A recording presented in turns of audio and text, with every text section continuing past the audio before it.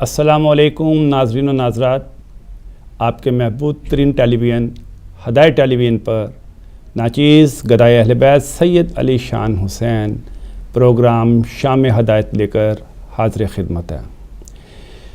گزشتہ کی طرح آج بھی اس پروگرام میں میرے ساتھ نہایت ہی مدلل اور بین الاقوامی معاملات پر گرفت رکھنے والے نہایت زبردست قسم کے زیرک مہمانان گرامی تشریف رکھتے ہیں۔ تعارف کراتا جاؤں جناب میجر ریٹائرڈ شبیر حسین صاحب اور ان کے ساتھ 15 روزہ سپیکر کے ایڈیٹر اور سینئر صحافی محبوب الہی بٹ صاحب۔ ناظرین و ناظرات، اس موضوع پر یہ ہمارا دوسرا پروگرام ہے اور ہمارا ٹاپک آج پھر وہی یمن کرائسس، سعودی عرب کی مداخلت اور پاکستان کا اس میں کیا کردار ہونا چاہیے۔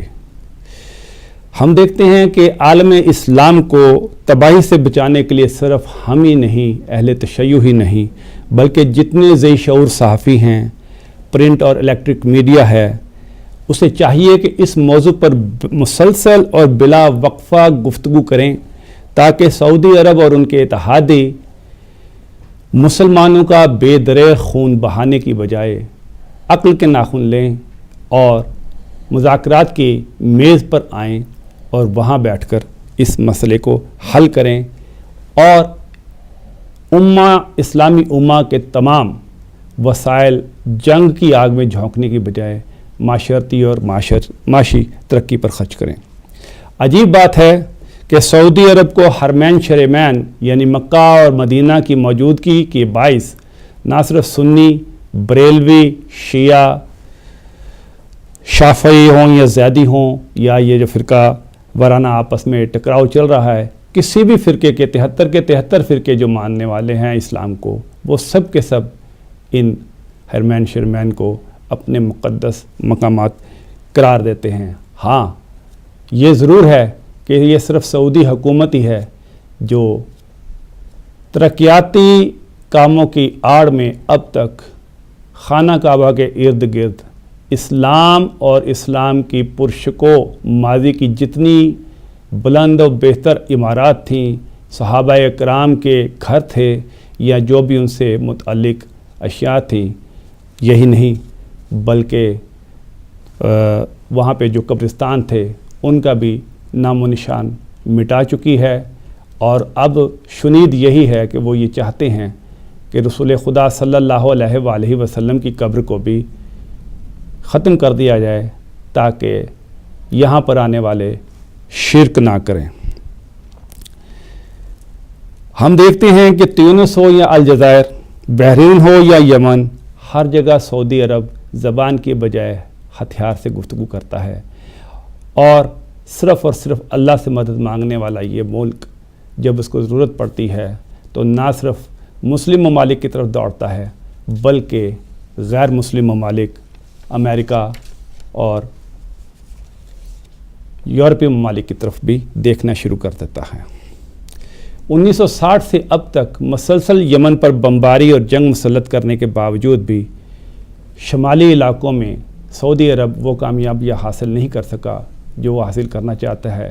یہ اس لیے کہ شمالی یمن کا علاقہ اگر آپ دیکھیں تو افغانستان کی طرح اس کی ٹرین ہے، پہاڑی علاقہ ہے، سنگلاخ پہاڑ ہیں، اور آپ جانتے ہی ہیں کہ افغانستان میں روس اور امریکہ یکے بعد دیگرے اپنی تمام کوشش کے باوجود وہاں سے آخرکار شکست کھا کر ناکام و مایوس لوٹے، اور یہی ہمیں سعودی عرب کا مقدر بھی دکھائی دیتا ہے۔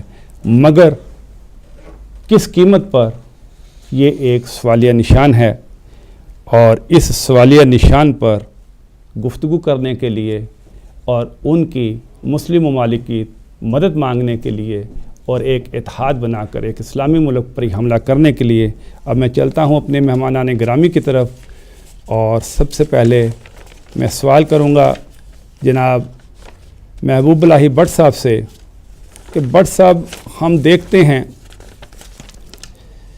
کہ آج پاکستان گزشتہ تیسرا روز جا رہا ہے، 2 روز سے اپنی جوائنٹ پارلیمنٹ میں اس اہم ترین موضوع پر گفت و شنید کر رہا ہے اور وہاں کے وزیر اعظم اور حکمران پارٹی یہ چاہتی ہے کہ اپوزیشن اور سب مل کر اس مسئلے کا حل بتائیں کہ سعودی عرب نے جو ان سے تینوں بڑی بحری اور فضائی افواج مانگی ہیں ایک اسلامی ملک پر ہی حملہ کرنے کے لیے اور ایک اسلامی ملک سے ہی حرمین شریفین کا دفاع کرنے کے لیے، تو اس سلسلے میں آپ مختصراً یہ بتائیے کہ ایک باشندہ یمن کا 70% سنی، 30% شیعہ زیدی یا ماؤسٹ یعنی کہ سیکولر اور اس قسم کے نظریات پر رکھتا ہے، بیسیکلی سب لا الہ الا اللہ محمد رسول اللہ کہتے ہیں، تو اس سے خانہ کعبہ کو کیا خطرہ؟ بسم اللہ الرحمن الرحیم۔ بہت شکریہ سید علی شان بخاری صاحب، شاعر اہل بیت، کہ آپ نے اس موضوع پر گفتگو کے لیے بلایا۔ سوال کچھ واضح نہیں ہے، لیکن میں سمجھتا ہوں کہ جو آپ بات کر رہے ہیں پاکستان کی پارلیمنٹ کے حوالے سے، اعتزاز احسن نے بڑی خوبصورت بات کی کل۔ انہوں نے کہا کہ یہ ہمارے فوجی جو ہمارے بیٹے ہیں، ہم اپنے بیٹوں کو ناجائز کہیں مرنے کے لیے بھیجنے کو تیار نہیں ہیں۔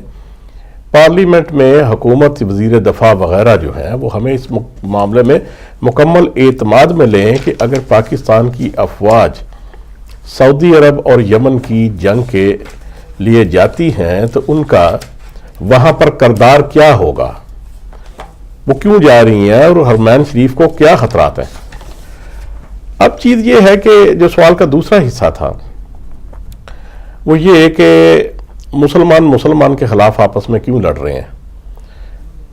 یہ ایک ایسا سوال ہے کہ جس کے بارے میں بہت کچھ کہا جا چکا ہے اور بہت کچھ کہا جاتا رہے گا، کبھی واضح نہیں ہوگا۔ یہی تو اب میرا آپ سے یہ سوال ہے، آپ کا مجھ سے یہ سوال ہے، ہمیں ہی اس کا حل نکالنا ہوگا، ہمیں اس کا جواب تلاش کرنا ہوگا کہ آخر مسلمان کے خلاف کیوں جا رہا ہے۔ میرا خیال ہے کہ مسلمان کے خلاف نہیں جا رہا، بلکہ قومیت کے خلاف جا رہی ہے۔ ہونا تو یہ چاہیے تھا کہ پوری دنیا کے مسلمان حضور اکرم صلی اللہ علیہ وآلہ وسلم کے ارشاد کے مطابق جو ہے وہ ایک قوم بنتے، لیکن انفارچونیٹلی جدید دور کے تقاضوں میں مسلمانوں نے اپنے آپ کو قومیت اور علاقائیت میں اس حد تک جو ہے وہ انوالو کر لیا ہے کہ اب ان کے اندر مسلمان قومیت کا تصور ختم ہوتا جا رہا ہے۔ اور مسلمان قومیت کا تصور ختم وہاں سے ہوا کہ جب فرقہ واریت فسادات شروع ہوئے۔ ایک وقت تھا، میں چونکہ پاکستان میں پیدا ہوا اور وہاں سے جوان ہوا، ہم یہ دیکھتے تھے کہ مسالک کے اختلافات کے باوجود ایک دوسرے کا احترام کیا جاتا تھا، کسی کو کافر نہیں کہا جاتا تھا، کسی کو برا بھلا نہیں کہا جاتا تھا۔ ہاں حالت تھی کسی حد تک، لیکن بہت کم۔ لیکن آج جو ایک پڑھے لکھے جاہل کا ایک دستور اور ایک دور چل نکلا ہے کہ پڑھے لکھے لوگ ٹی وی چینلوں پر بیٹھ کر اور مذاکروں میں بیٹھ کر ایک دوسرے کو کافر قرار دے رہے ہیں، فیس بک کے اندر، سوشل میڈیا کے اندر، کہ یہ تو مسلمان ہی نہیں ہے، وہ کہتے ہیں وہ مسلمان نہیں ہے۔ میرا سوال صرف یہ ہے کہ مسلمان ہونے کے لیے تو لا الہ الا اللہ محمد رسول اللہ ہی کافی ہیں، کہ جو ان دو چیزوں کا اقرار کرتا ہے اس کے بعد وہ اپنے مسلک کے اندر رہ کر کسی سے اختلاف کرتا ہے خلافت کا یا نہیں کرتا، یہ اس کا ایک اپنا بنیادی حق ہے۔ اور اس حق سے اللہ کے رسول نے یا اللہ تعالیٰ کی تعلیمات سے جو قرآن مجید سے ہمیں ملتی ہیں ان میں اس سے منع نہیں کیا گیا، ہر انسان کی اپنی رائے ہوتی ہے۔ تو میرا ذاتی خیال تو یہ ہے کہ جو آپ نے فرمایا کہ مسلمان کے خلاف کیوں لڑ رہا ہے، یہ جب سے ہماری فرقہ واریت شروع ہوئی ہے اس وقت سے مسلمانوں نے جب سے ایک دوسرے کو مسلمان سمجھنا چھوڑ دیا ہے تب سے یہ بات شروع ہوئی ہے۔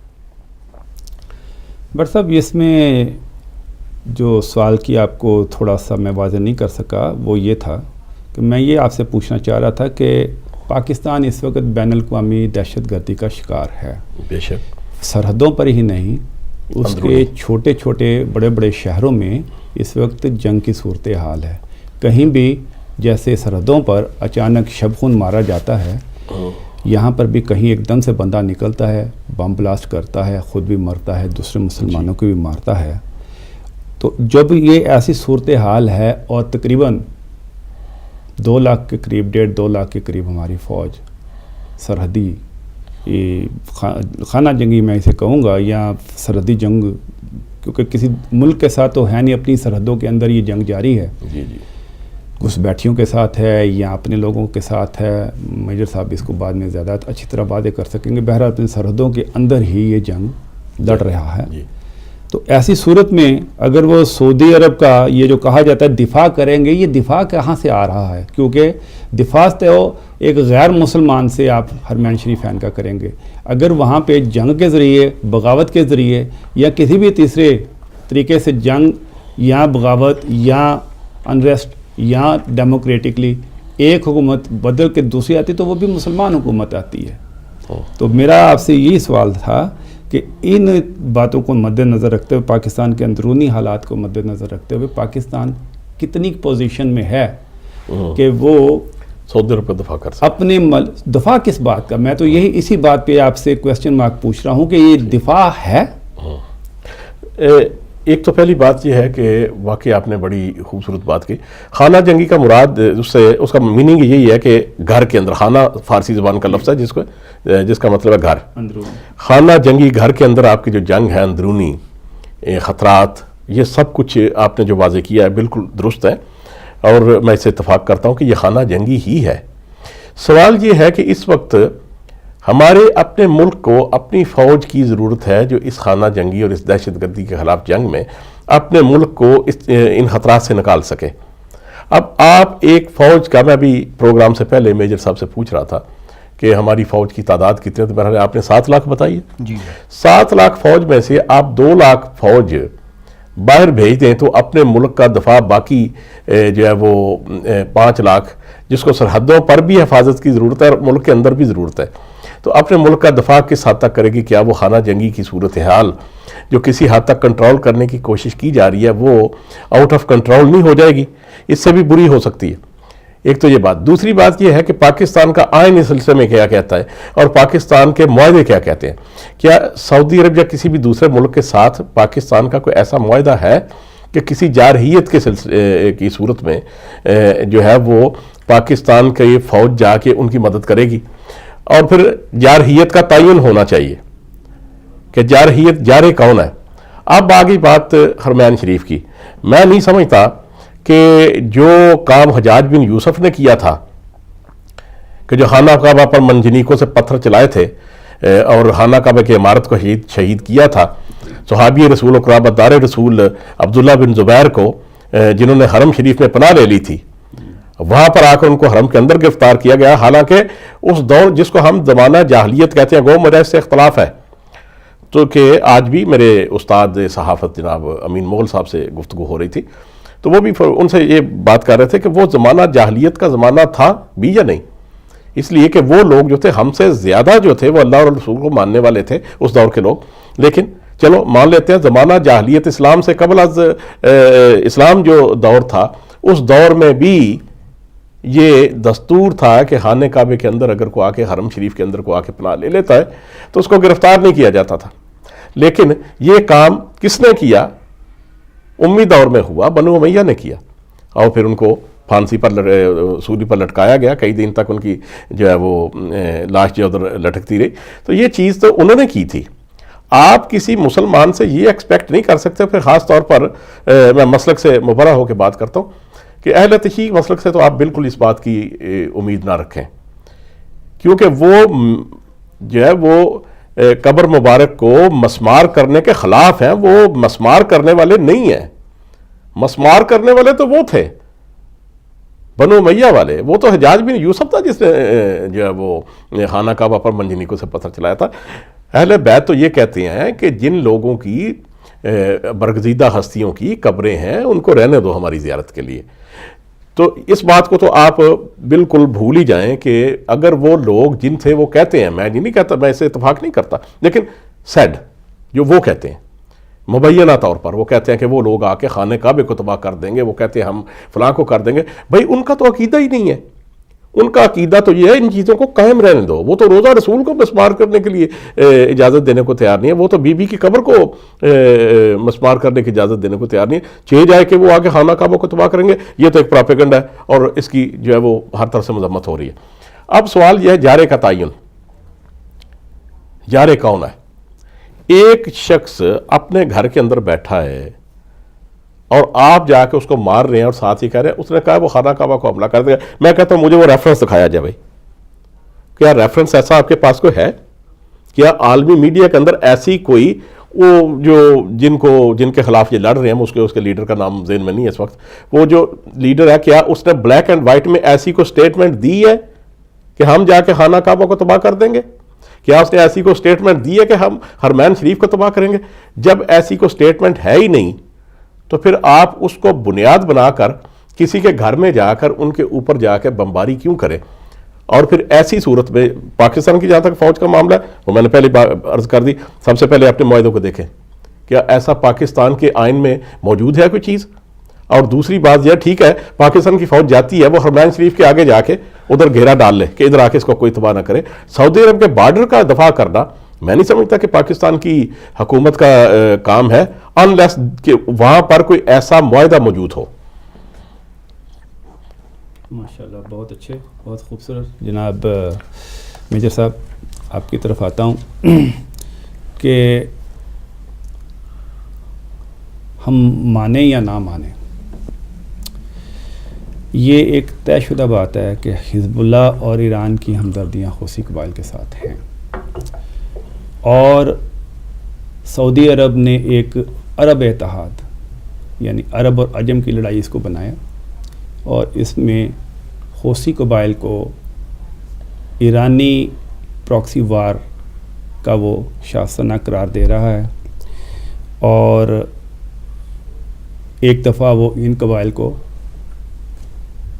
وہابیت کی طرف راغب کرنے کے لیے کئی ملین پاؤنڈ بھی خرچ کر چکا ہے، جس کی وجہ سے بہت ساری لڑائیاں یہ ہوئی ہیں. یہ میرے پاس بین الاقوامی اقوام متحدہ کے چارٹر کا آرٹیکل 2 کی شق 3 ہے. اس کے مطابق کوئی شخص اپنی سرحد کراس کر کے دوسرے ملک پر حملہ آور نہیں ہو سکتا. یہ بنیادی حقوق کی خلاف ورزی ہے. سعودی عرب یہ کہہ رہے ہیں کہ ان کا صدر اور وزیر خارجہ اور وزیر دفاع جو ملک کے اندر موجود نہیں ہیں اور سعودی عرب میں ہی آ کے بیٹھے ہیں، ان میں سے بعض منصور صاحب، ہادی صاحب وہاں پہ آ کے بیٹھے ہیں، تو ان کے کہنے پہ ہم یہ دخل اندازی کر رہے ہیں. ہم دیکھتے ہیں کہ اس سے پہلے عبداللہ صالح جب وہ صدر تھا تب بھی یہ دراندازی جاری تھی، اس سے پہلے 1960 میں بھی یہ دراندازی جاری تھی. یعنی مسلسل یمن کے اوپر ایک 50 سالہ 60 سالہ کارروائی چل رہی ہے سعودی عرب کی، اور وہ اس کو یہ کہہ کے جائز قرار دے رہا ہے کہ وہ اپنے دفاع میں یہ سب کچھ کر رہا ہے. مگر حقیقت یہ ہے کہ اگر ہم سعودی عرب کا ساتھ دیتے ہیں تو اس کا مطلب ہے کہ ایران جس سے ہم گیس لینا چاہ رہے ہیں اور جو ہمارے ساتھ سینکڑوں میل کی سرحد رکھتا ہے، اس کی آج وزیر خارجہ پاکستان میں پہنچے ہوئے ہیں اور پاکستان کو سمجھا رہے ہیں کہ ٹھنڈے دماغ سے چلیں. پاکستان کی سول سوسائٹی، فوج کا ایک بڑا حصہ اس کے اندر فقہ جعفریہ کے لوگ موجود ہیں جن کی آبویسلی ہمدردیاں ان کے ساتھ ہیں اس جنگ میں. اور میں تھوڑا سا جی آپ کے سوال کو کاٹ کے ایک بات اس میں ایڈ کرنا چاہتا ہوں کہ آپ یہ مت کہیں کہ فوج کے اندر اہل تشیع جو ہے وہ فقہ جعفریہ کے ماننے والے لوگ موجود ہیں. پاکستان کے سنی اور پاکستان کے وہابی اور پاکستان کا ہر دانشور جو ہے وہ اس بات کی مخالفت کر رہا ہے. یہ صرف اہل تشیع کی بات نہیں ہے، یہ ایران ایک اسلامی ملک ہے. ایران کو صرف شیعہ ملک نہ کہیں. میں اپنے ناظرین سے معذرت خواہ ہوں، ہم ٹیلی فون کالز لیں گے، مگر پہلے وقفے کے بعد جو صاحب ٹیلی فون کر رہے ہیں میں ان سے معذرت کرتا ہوں اور انہیں کہتا ہوں تھوڑا سا ویٹ کر لیں، تھوڑی سی گفتگو ہم سمیٹ لیں پھر آگے چلتے ہیں. ابھی آپ نے سوال کو سنا نہیں ہے. میں یہ کہہ رہا ہوں کہ یہ جو ایک فرقہ شیعہ فقہ جعفریہ ہے یہ پاکستان کا 30% ہے یا 28% ہے یا 17% جو بھی ہے، مگر یہ پاکستان کے ہر شہر میں ہے، پاکستان کی ساری سول سوسائٹی میں ہے، پاکستان کی ساری سول سروسز میں ہے، پاکستان کی افواج میں ہے، پاکستان کے ڈاکٹر میں، یعنی ہر جگہ موجود ہے. اور ان کی ہمدردیاں آبویسلی اپنے ہی فرقے کے لوگوں کے ساتھ ایفیلیٹ کرتی ہیں اور وہ ان کو مطلب اس وقت مظلوم سمجھ رہے ہیں. ایسی صورتحال میں جبکہ پاکستان چاہے تو ایک بڑے بھائی کا کردار، کیونکہ پاکستان واحد ملک ہے جو ایٹامک پاور رکھتا ہے، وہ ان تمام ممالک میں سے جتنے 58 پاکستان مسلمان ملک ہیں ان میں سب سے زیادہ طاقتور ہے فوجی لحاظ سے، اور سب یہ اس کی طرف دیکھ رہے ہیں، باوجود اس کے کہ پاکستان کا $3 ارب سالانہ بجٹ ہے اور سعودی عرب اکیلے کا $16 ارب، اور اس کے پاس جدید طیارے، سب کچھ جدید اسلحہ ہے، مگر استعمال کرنے کی طاقت اس کے پاس نہیں، اس لیے طاقتور پاکستانی ہے۔ آپ اس تمام چیز کو، سوال میں نے بڑا لمبا کر لیا ہے سمجھانے کے لیے تاکہ لوگوں کو سمجھ آئے، آپ کو تو ضرورت نہیں ان باتوں کی کہ میں آپ کو اس طرح سوال کروں، آپ سے تو مجھے ایک لائن میں سوال کرنا چاہیے، آپ اس کو کوزے میں کیسے بند کریں گے ان تمام معاملات کو؟ بسم اللہ الرحمن الرحیم۔ تھینک یو شاہ صاحب۔ سب سے پہلے تو میں جس چیز کو یہاں پہ پوائنٹ آؤٹ کرنا چاہوں گا، ہمیں اس سارے کانفلکٹ کو بالکل بھی سیکٹیرین بیسس پہ نہیں دیکھنا چاہیے اور اس کو ایوائڈ کرنے کی کوشش کرنی چاہیے، کیونکہ یہ ہے نہیں اصولی طور پہ۔ اگر آپ اس کو بنیادی طور پہ اس کا تھوڑا سا جائزہ لیں تو آپ کو احساس ہوتا ہے کہ یہ بالکل بھی اس کو اصل میں تفرقہ بازی کا رنگ دیا جا رہا ہے ان قوتوں کی جانب سے جو اس سے فائدے حاصل کرنا چاہتے ہیں یا جو ایسے ہیں جو ایکسپلائٹ کر رہے ہیں اس تمام سچویشن کو۔ اصولی طور پہ چاہے وہ پاکستان کی فوج ہے یا پاکستان کی عوام ہے یا مسلم امہ کی عوام ہے، وہ سارے کے سارے، جس طرح سے پہلے بٹ صاحب نے بھی اس کو ہائی لائٹ کیا، اس سے کوئی فرق نہیں پڑتا کہ وہ کس مسلک سے بلونگ کرتے ہیں، کس طرح کی سوچ رکھتے ہیں، کس طریقے سے اسلام کو اپناتے ہیں یا فالو کرتے ہیں۔ جنگ یہ ہے حق اور باطل کی، ایک ایکسپلائٹر ہے، ایک ایکسپلائٹڈ ہے، اور وہ ہمیشہ سے رہا ہے، یہ آج کی بات نہیں ہے۔ یہ آپ ایون کہ I'll take it further کہ آپ صرف اس کو مسلمانوں تک محدود نہ رکھیں، یہ انسانوں میں بھی دیکھ لیں۔ ایک جو ایکسپلائٹرز ہوتے ہیں ان کا کوئی مذہب نہیں ہوتا، وہ صرف اس کی آڑ میں بہت سے کام کرتے ہیں، اس کی آڑ میں اگریسو ہوتے ہیں، اس کی آڑ میں ظلم کرتے ہیں۔ تو آپ یہ جتنے بھی لوگ ہیں جو اس چیز کا کیس بنا رہے ہیں، جس طرح سے آپ نے کہا سعودی عرب اور گلف سٹیٹس اور جو ان کے الائز ہیں اور جن کی کوشش یہ ہے کہ پاکستان بھی اس کا حصہ بنے، وہ لوگ میری نظر میں غلط راہ پہ ہیں اور وہ بہت ویزیبل ہے۔ یہ عام عوام کو اس کی سمجھ آنی چاہیے۔ اس وقت سب سے زیادہ ضرورت یہ ہے کہ عوام کے اندر یہ شعور پیدا ہو کہ یہ لوگ جو بات کر رہے ہیں وہ سپن ہے، ایک طرح سے ایک بات کو سپن کیا جا رہا ہے۔ آپ نے بہت تفصیل سے، بٹ صاحب نے بھی بہت تفصیل سے اس کا بتایا کہ کس طریقے سے یمن میں یہ سارا کچھ ہوا ہے۔ تو یہ جتنے بھی اگریسرز ہوتے ہیں ان کے لیے مذہب کوئی معنی نہیں رکھتا، وہ کسی مقام پہ چاہیں گے تو نبی کا نام لے کے کوئی کام کریں گے، کسی مقام پہ چاہیں گے تو نبی کے خلاف نام لے کے کوئی ایسا کام کریں گے۔ It makes no difference to them کہ وہ کیا کرتے ہیں، انہوں نے تو کسی نہ کسی طریقے سے اپنی زندگی کو پرتعیش کرنا ہے، اپنے آرام کو خیال کرنا، تو وہ شیطانی قوتیں ہیں۔ تو ان کے خلاف چاہے آپ کسی بھی مسلک سے بلانگ کرتے ہوں، آپ کو ایک آواز اٹھانے کی ضرورت ہے، آپ کے اندر وہ ایک شعور آنے کی ضرورت ہے جہاں پہ آپ حق کی بات کر سکیں اور اس بات کے ساتھ کھڑے ہو سکیں جو صحیح ہو۔ اب بات آتی ہے پاکستان کی۔ پاکستان بیسیکلی اگر ٹیکنیکلی اگر آپ دیکھیں تو پاکستان نان الائن موومنٹ کا ممبر ہے۔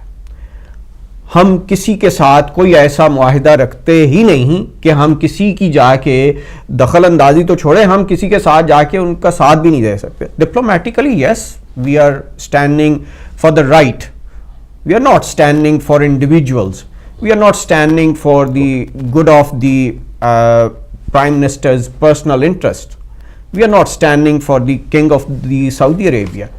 ہم کھڑے ہونا چاہیے ہم لوگوں کو حق کے لیے، ہمیں چاہیے ان لوگوں کے لیے کھڑے ہونا، خواہ وہ کسی بھی جگہ سے بلانگ کرتے ہوں، چاہے وہ مسلمان ہو یا نان مسلمان ہو، ہمیں تو حق کی بات کرنی چاہیے۔ اسی سے آپ اپنا کیریکٹر بلڈ کرتے ہیں، اسی سے آپ اپنی سوسائٹی کی بنیاد رکھتے ہیں۔ ہماری بدقسمتی یہ ہے، اگر آپ دیکھیں تو پاکستان نے ہمیشہ سے بیکاز آف، میں نے اس دن بھی اپنے پروگرام میں جو ہم کر رہے تھے اس دن بھی میں نے پہلا جملہ یہی کہا تھا کہ ہمارا المیہ جو ہے جہالت ہے۔ ہم جب تک اس شعور کو پیدا نہیں کرتے، ہم جب تک اس شعور کی بیداری میں نہیں آتے اس وقت تک یہ تمام مسائل حل نہیں ہو سکتے. آپ وہاں پہ ایک لیڈر کو کھڑا کرتے ہیں, اس کے خلاف کئی ایسی باتیں آپ کہنا شروع کر دیتے ہیں بیکاز آپ اتنے پریجوڈسڈ ہیں. ہم سارے کے سارے بشمول مائی سیلف, ہم سارے کے سارے اپنے بلیفز کے, اپنے مسالک کے, اپنے ایمان کے اس قدر غلام ہیں کہ ہم اس سے باہر نکل کے حق کی بات کو دیکھ نہیں سکتے, کیونکہ ہمارے پری کنسیوڈ آئیڈیاز ہیں اور انہی کے ارد گرد ہم اپنی آرگومنٹ کو بنیاد بناتے ہیں اور اسی کے ارد گرد ہم اپنا ایک آرگومنٹ دیتے ہیں. اب انڈر دیز سرکمسٹانسز کوئی باشعور, کوئی ذی شعور انسان یہ نہیں کہہ سکتا کہ سعودی عرب جو کر رہا ہے وہ صحیح ہے. سعودی عرب تو کچھ صحیح نہیں کر رہا.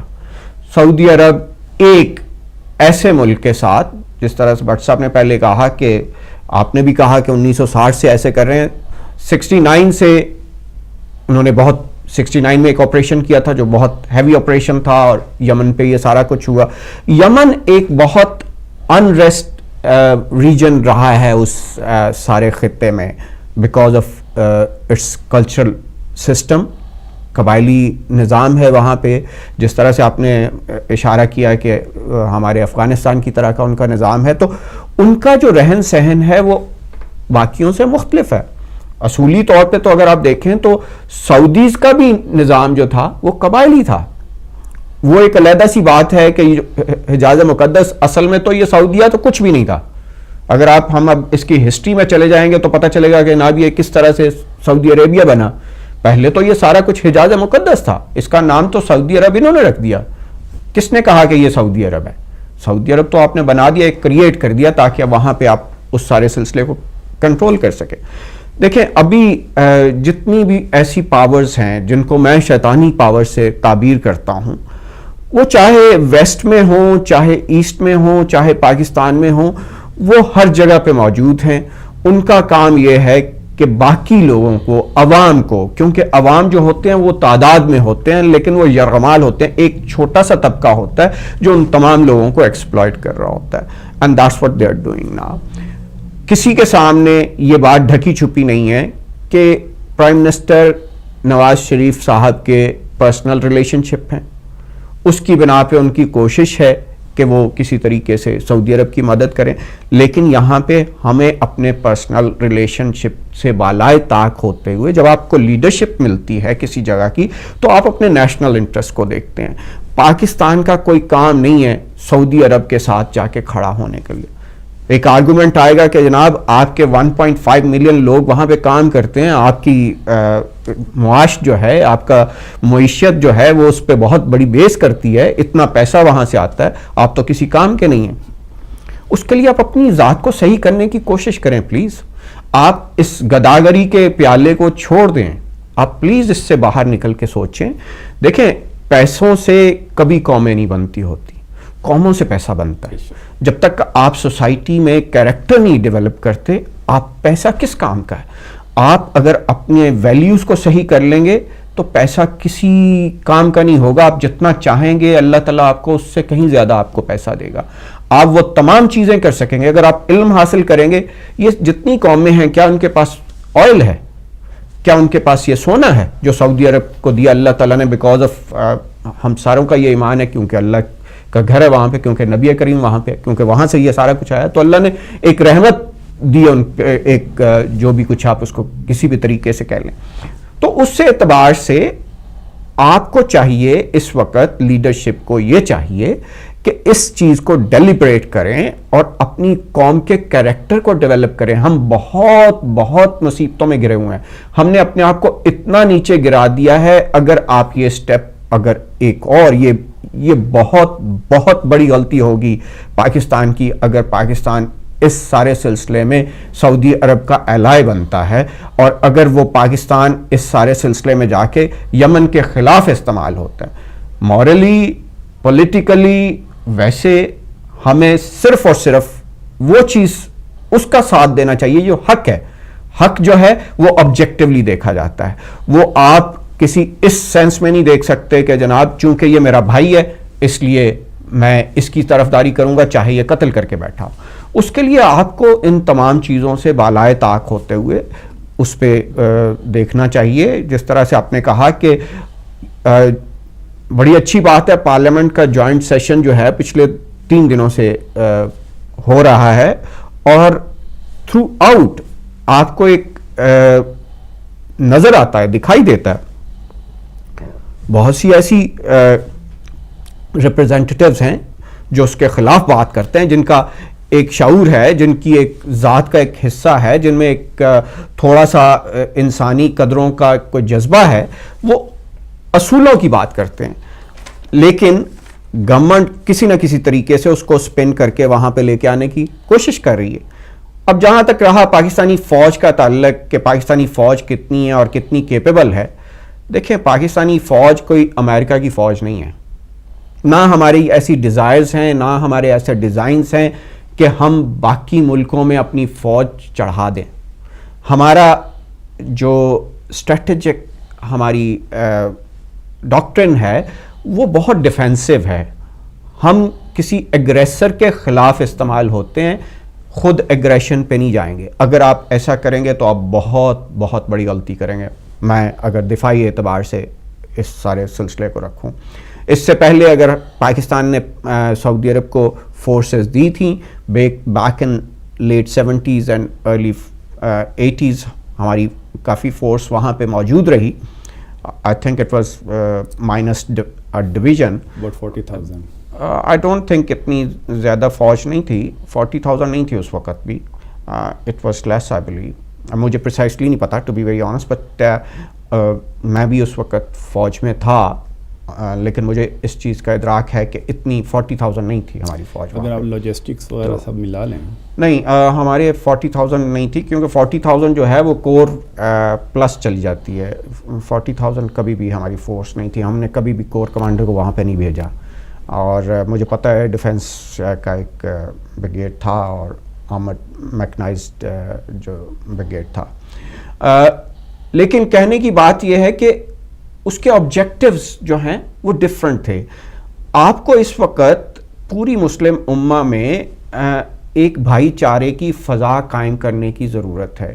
میں سب سے یہ اپیل کروں گا کہ پلیز آپ اس سارے سلسلے کو شیعہ سنی, سعودی, یمنی اور ایرانی اور اس طرح کے تمام تفرقوں سے نکل کے آپ انسانیت کی بیس پہ اس کو ڈیلیبریٹ کریں اور اس کو دیکھیں اور حق کی بات کریں. پلیز جو حق ہے, جو صحیح ہے, اس کے مطابق آپ فیصلہ کریں. اور پھر آپ کے سامنے یہ بات واضح ہو جاتی ہے کہ سعودی رائل فیملی جو ہے یا باقی جتنی بھی شیخ ڈمس ہیں یہاں پہ, وہ ساری کی ساری اصل میں اپنی ذاتیات کے لیے ان ناحق بیچارے جو مظلوم لوگ ہیں ان کو قتل کر رہے ہیں. اور ان کا کلا کما کرنا جو ہے وہ ہر مسلمان کا فرض ہے کہ ان کے خلاف آواز اٹھائے اور ان کو کنڈیم کرے, نہ کہ ان کے ساتھ جا کے مل جائے اور ان لوگوں میں شامل ہو جائے جو پہلے ہی ظالم ہیں. تو میرا نہیں خیال کہ پاکستانی فوج کو اس سارے سلسلے میں, اگر پاکستانی فوج یا پاکستانی گورنمنٹ ایسا کوئی ڈیسیجن لیتی ہے, I think that would be the biggest mistake of history Pakistan would ever make. جتنی میری ویژن ہے, میرے مطابق یہ زندگی کی سب سے بڑی, ہسٹری کی سب سے بڑی غلطی ہو سکتی ہے اگر پاکستان ایسا کچھ کر سکتا ہے تو. I am sorry. جیسا بھی آپ نے خود ہی اشارہ بھی کیا ہے کہ پاکستان کے وزیر اعظم 5 سال سعودی عرب کے مہمان رہے ہیں, پھر وہاں پہ انہوں نے اپنی ایک اسٹیل مل بھی لگا رکھی ہے. یعنی ان کے اپنے ویسٹڈ انٹرسٹ ایسے ہیں کہ سعودی عرب کے اندر وہ بہت زیادہ انوالو ہیں. ایسی صورت میں جب وہ پاکستان سے امداد مانگ رہے ہیں, اور آپ جانتے ہیں کہ کچھ عرصہ پہلے ہی سعودی عرب پاکستان کو امداد دے چکا ہے.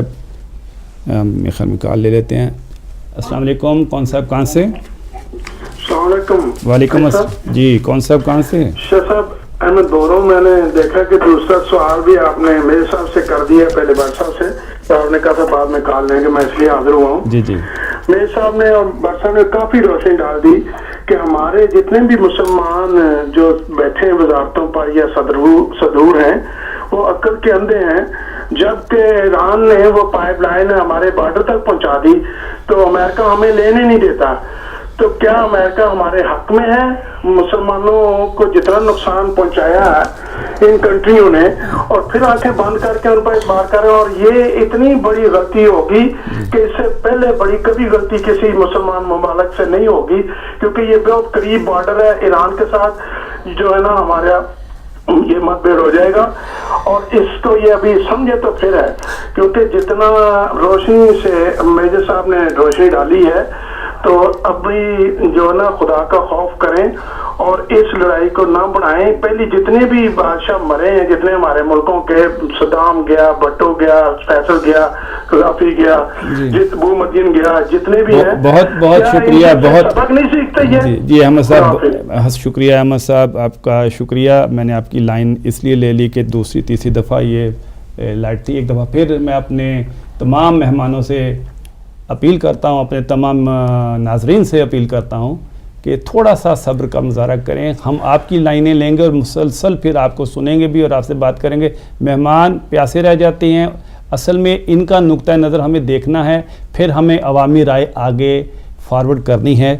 तो अभी मैं आपसे बात करने जा रहा था कि हमारे वज़ीर आज़म साहब के मुसलसल वहाँ पे वेस्टेड इंटरेस्ट बहुत ज़्यादा हैं, और हम देख भी रहे हैं कि बहैसियत पाकिस्तान मुस्लिम लीग नून उनकी इधर उधर से होकर कोशिश जो उनके नुमाइंदे आगे आते हैं वो यही बात करते हैं किसी न किसी बहाने से कि जी हम सऊदी अरब का दिफा, सऊदी अरब का दिफा। और ये बात आपने भी और बड़ साहब ने तय कर दी है कि सऊदी अरब एग्रेसर है, दिफा नहीं है। तो फिर ये बार बार पूरी पाकिस्तानी कौम को क्यों रियलाइज़ करवाया जा रहा है कि सऊदी अरब का दिफा की मैंने पिछली दफ़ा भी आपसे टर्मिनोलॉजी पूछी थी और आपने कहा था जब कोई आप पे हमलावर होता है तो आप दिफा करते हैं। हम देख तो ये रहे हैं कि चाहे वो साले साहब के, मंसूर हादी साहब के कहने पे ही हमला क्यों नहीं किया गया, मगर आर्टिकल 2 की सेक्शन 3 जो है वो हमें बता रही है कि हम किसी दूसरे मुल्क के अंदर इन्वेड नहीं कर सकते जब तक कि अक़वाम मुत्तहिदा के अंदर उस केस को प्लीड ना किया जाए और पूरी दुनिया के ममालिक उसके ऊपर बैठ के अच्छी तरह डिबेट करने के बाद कोई रेजोल्यूशन पास ना करें। और हम देखते हैं कि इसमें तो कोई रेजोल्यूशन नहीं है। जी शाह साहब, बिल्कुल आपने सही कहा। बल्कि अगर आप देखें जो अक़वाम मुत्तहिदा की जानिब से इस सारे सिलसिले को कंडेम किया जा रहा है और उसके ख़िलाफ़ उन्होंने बयान दिया है कि सऊदी अरब को ऐसा नहीं करना चाहिए और ये सारी चीज़ें जो हैं पॉलिटिकली रिजॉल्व होनी चाहिए। जिसका जहाँ तक आपने ज़िक्र किया मंसूर हादी का, तो अगर आप उसकी भी हिस्ट्री देखें तो वो एक नायब सदर थे जब अली अब्दुल्ला साले का को एक्सपेल किया गया। उसके बाद पहले तो उसी को सपोर्ट कर रहा था सऊदी अरेबिया और उसके बाद उसको बना दिया 1 साल के लिए यानी कि सऊदी अरब ने एक दूसरे मुल्क में एक नायब सदर को उठा के सदर का ओहदा दे दिया। क्या सऊदी अरब के पास ये मैंडेट है? क्या हमारे पास ये मैंडेट है कि हम ईरान में जाके अपनी हुकूमत, अपनी मर्जी की हुकूमत कायम कर दें, या इंडिया में जाके अपनी मर्जी की हुकूमत कायम कर दें, या अफगानिस्तान में जाके अपनी मर्जी की हुकूमत कायम कर दें क्योंकि हमने अपने इंटरेस्ट को देखना है? तो ऐसा नहीं हो सकता। बहरहाल वो साल भी लैप्स कर गया है जब से ये सारा सिलसिला हुआ है, और उसके बाद ये उनकी अंदरूनी खलफशार है। उसके खिलाफ ये हूती जो थे वो पहले प्रोबेबली अली अब्दुल्ला साले के खिलाफ भी रेजिस्टेंस पेश कर रहे थे। ये जितने भी कबाइल हैं ये मिल के सारे उस वक़्त पिछले प्रेसिडेंट जिसकी अभी उनको सपोर्ट हासिल है उसके खिलाफ भी वो नबर्द आज़मा थे, क्योंकि वहाँ के अवाम जो है जब ये इस तरह की अंदरूनी सारी की सारी आती हैं, रेवोल्यूशंस आते हैं, तो लोग तंग होते हैं। और हम ये सारे जानते हैं कि पूरे मुसलमान उम्मा में, पूरे मुस्लिम वर्ल्ड में आप देखें सारे एक्सप्लॉइटर्स बैठे हुए हैं किसी न किसी सूरत में।